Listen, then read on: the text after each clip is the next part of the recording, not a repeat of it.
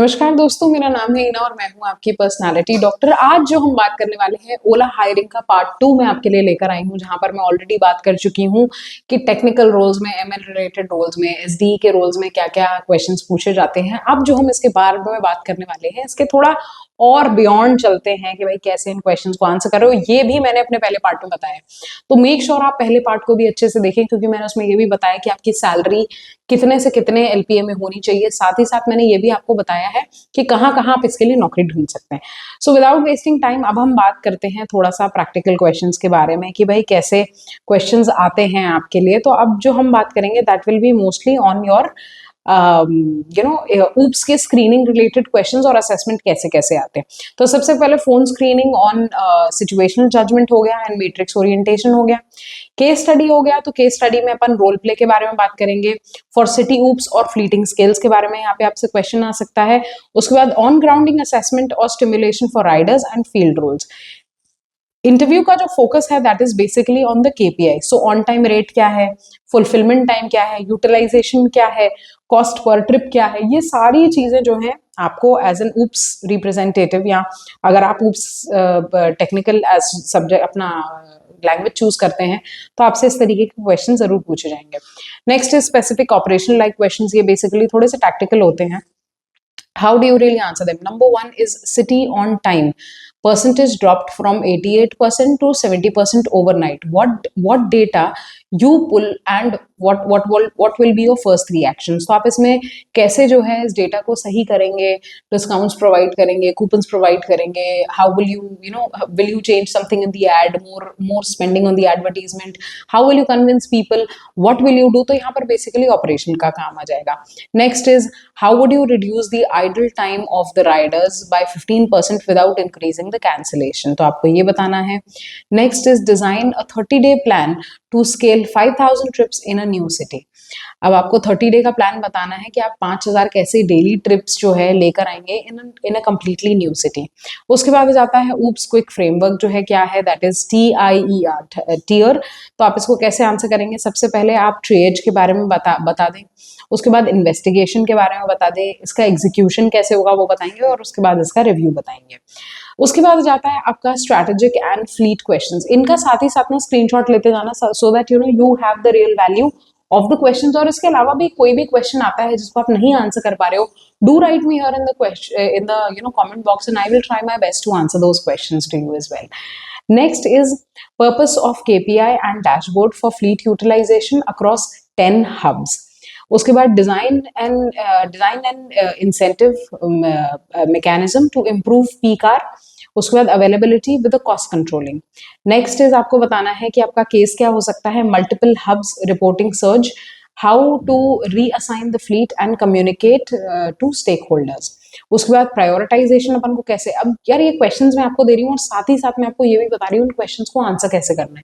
तो प्लीज इस बात का फोकस रखना, क्योंकि ये क्वेश्चंस जो हैं मैं बड़ी मुश्किल से आपके लिए लेकर आ पाई हूँ, और साथ ही साथ इनमें मैं आंसर्स इसलिए आपको आंसर ट्रिक्स भी इसलिए दे रही हूँ ताकि जिन लोगों का सिलेक्शन हुआ है ना, उनका इन्हीं बेसिस पे सिलेक्शन हुआ है। सो अपन इसका प्रायोरिटाइज फ्रेमवर्क क्या करेंगे, राइस ऊप से अपन आंसर करेंगे। सबसे पहला reach, make sure that you reach. Second is your impact, third is your confidence, and उसके बाद जाता है fourth is your effort. So with cost per order overlay आप इनको क्वेश्चंस को कैसे आंसर करोगे, ये सारी चीजें बहुत इंपॉर्टेंट रोल प्ले करती हैं। Next is behaviour like questions और आपका क्रॉस फंक्शनल क्वेश्चन। ये होगा in the last part of your interview. अगर आप यहाँ तक आ चुके हो तो मेजरली आपने अपना इंटरव्यू सही तरीके से क्रैक कर लिया है, पर कई बार बच्चे जो हैं यही इसी जगह से जो है निकाल दिए जाते हैं, क्योंकि उन्हें शायद ये पता नहीं होता कि इसको सही तरीके से आंसर कैसे करना है। सबसे पहला क्या क्वेश्चन है, जैसे for example, tell me about the time when you shift under tight constraints, या फिर what was the trade off did you make. भाई आपको शिफ्ट करना है, टाइम का कंस्ट्रेंट भी है, तो आपने क्या ट्रेड ऑफ करा, how did you make it. Next is describe resolving conflict between engineering and engineers, या फिर आपका ऊप्स ऑन प्रोडक्शन रोल पे आउट। तो अगर आपको रोल आउट वालों को के साथ कोई पंगा हुआ है और उसके इंजीनियर्स के बीच में पंगा हुआ है, तो how are you gonna sort this out. How did you use the data to change a process and measure the impact. भाई कई बार होता ना, डेटा में थोड़ा सा फ्लक्चुएशन करो तो आपका रिजल्ट, जो मेजरेबल रिजल्ट है, वो बदल जाता है। तो how did you really understand and how did you make that impact? इनके प्लीज एग्जाम्पल्स ढंग से प्रिपेयर करके जाना। नेक्स्ट इज बिहेवियर क्वेश्चंस को अपन काल से आंसर करते हैं। सबसे पहला कॉन्टेक्स्ट बताना हमारी प्रॉब्लम का कॉन्टेक्स्ट क्या था। नेक्स्ट इज अपना एक्शन बताना है कि आपका एक्शन क्या था। उसके बाद आपको रिजल्ट बताना है और उसके बाद अपनी लर्निंग बतानी है। क्वांटिफाई कर दो अपनी लर्निंग को कि भाई 10%, 5%, कितने भी परसेंट से जो तुमने ग्रोथ दी है कंपनी को, वो बताना है यहाँ पर। ठीक है, I hope this is pretty clear to you. अब हम लास्ट पार्ट पे आते हैं जहां पर मैं आपको बताने वाली हूँ 4 वीक का प्रेप प्रिंट मार लो। 4 वीक में पूरी प्रिपरेशन हो जाएगी। सबसे पहला वीक जो है अपनी कोडिंग को दे दो, कोडिंग पैटर्न को दे दो, साथ ही साथ एसक्यूएल को दे दो। सेकंड वीक में सिस्टम डिजाइन पे चले जाओ, पाइपलाइंस पे चले जाओ।